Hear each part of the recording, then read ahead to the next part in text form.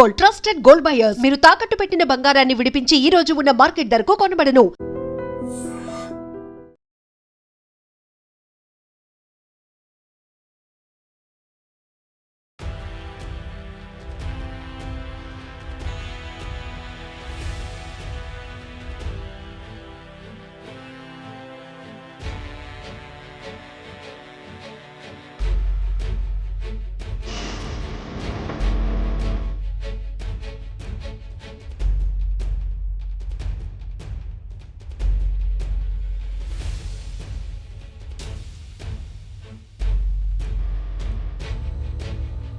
కూకట్పల్లిలో అత్యంత దారుణమైనటువంటి ఘటన జరిగింది. యాక్చువల్లీ 10 ఏళ్ల అమ్మాయి పేరు వచ్చి సహస్ర.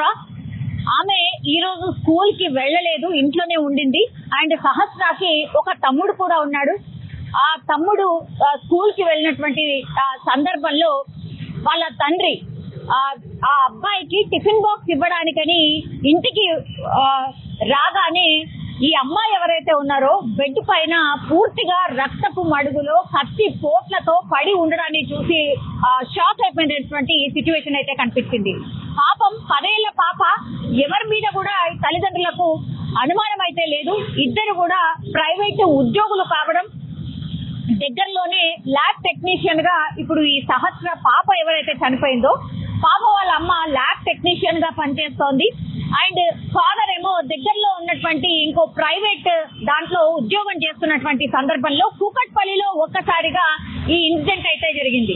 10 ఏళ్ల పాప అంటే ఇద్దరు అమ్మ నాన్న వర్కింగ్ దాంట్లో ఉన్నప్పుడైతే ఇది అందరికీ ఎక్స్పీరియన్స్ చేస్తూ ఉంటారు. పిల్లలు ఇద్దరే వాళ్ళది వాళ్ళు ఆలనా పాలన కావచ్చు, లేదంటే వాళ్ళది వాళ్ళు ఉండడం అలవాటు చేసుకున్న సందర్భాలే మనకు చాలా మట్టికి కనిపిస్తుంది. ఎందుకంటే ఇద్దరు కూడా పేరెంట్స్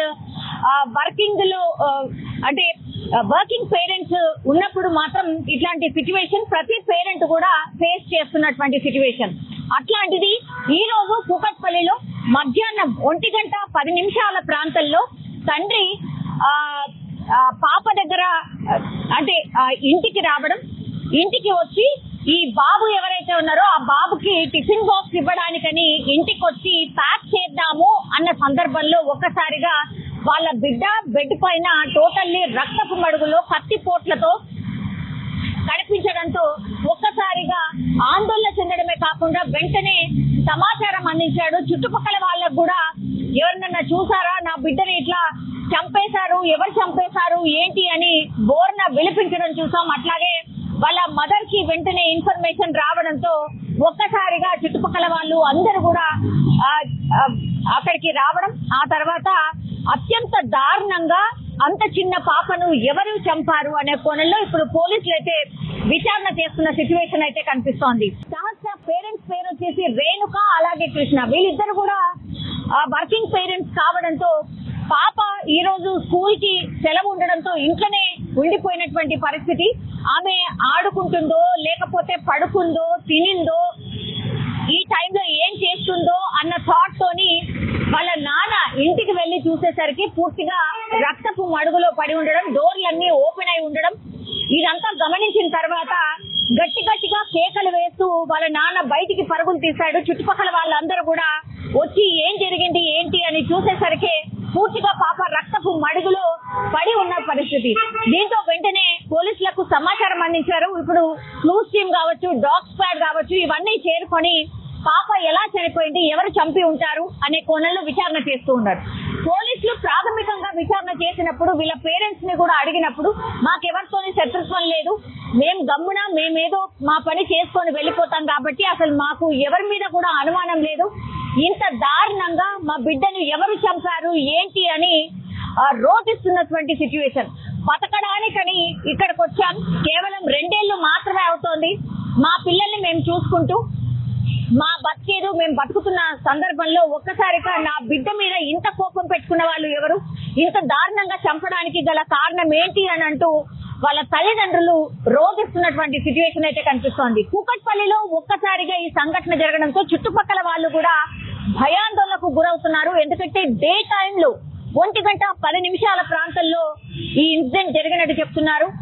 పూర్తిగా సీసీ కెమెరాస్ కి సంబంధించిన ఫుటేజెస్ అన్ని కూడా పోలీసులు కలెక్ట్ చేస్తూ ఉన్నారు.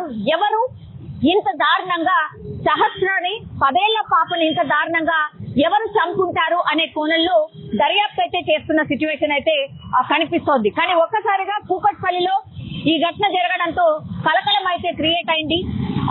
ఇంత డే టైంలో పట్ట పగలే ఒక చిన్న పాపని ఇంత దారుణంగా చంపడానికి గల కారణాలు ఏంటి అనే కోణంలో పోలీసులు అయితే విచారణ చేస్తూ ఉన్నారు. ఈరోజు మధ్యాహ్నం 1:10 మా కుకట్పల్లి పోలీస్ స్టేషన్కి ఒక డయల్ 100 సమాచారం వచ్చింది. దాని ప్రకారం ఒక 10 సంవత్సరాల పాప ఇంట్లో చనిపోయి కనిపించిందని ఆ సమాచారం యొక్క సారాంశం. వచ్చి చూడగా ఆ పాప 10 years age and 6th class చదువుతూ ఉంది. సో వాళ్ళ ఇంట్లోనే మంచం మీద పడి ఉంది. సో ఒంటిపై కత్తిపోట్లు ఉన్నాయి. సో ఇప్పుడు ఆ బాడీ చూసాము. తల్లిదండ్రులు చెప్పే వెర్షన్ ఏంటంటే వాళ్ళు 9 o'clockకి ఇద్దరు కూడా జాబ్స్కి వెళ్ళిపోయినారు. వాళ్ళు మళ్ళీ తండ్రి 12:30కి అట్లా బాబుకి బాక్స్ పంపాలని వచ్చి చూడగా పాప శవం బెడ్ మీద కనిపించిందని చెప్తూ ఉన్నాడు. సో బాడీని ఇప్పుడు పిఎంఈకి పంపిస్తూ ఉన్నాము. క్రూజ్ టీమ్ అండ్ మిగతా వాళ్ళు కూడా వాళ్ళ పని వాళ్ళు చేస్తున్నారు. సో పోస్ట్ మార్టం రిపోర్ట్ వచ్చాక మిగతా విషయాలు తెలియజేస్తాం. Thank you. తల్లిదండ్రుల చెప్పేదాని ప్రకారం వాళ్ళు ఎవరి మీద అయితే ఇప్పుడు వరకు అనుమానం వ్యక్తం చేయలేదు. స్పెసిఫిక్గా ఎవరి మీద కూడా తల్లిదండ్రులు అయితే అనుమానం వ్యక్తం చేయడం ఇంకా తెలియదు. VR verify. పాప కేంద్రీయ విద్యాలయం చెప్పి 6th క్లాసు హాలిడేస్ ఇచ్చారని చెప్పినారు. వాళ్ళు వచ్చి ఇక్కడికి 2 years అయిందని చెప్తున్నారు. Thank you.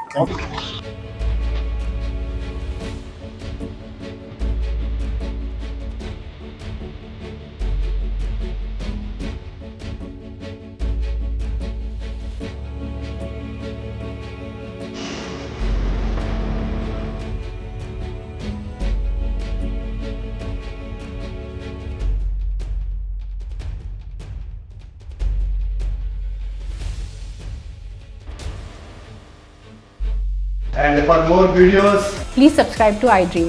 Please subscribe to iDream. Please subscribe iDream. And please subscribe to iDream. For more videos, subscribe to iDream.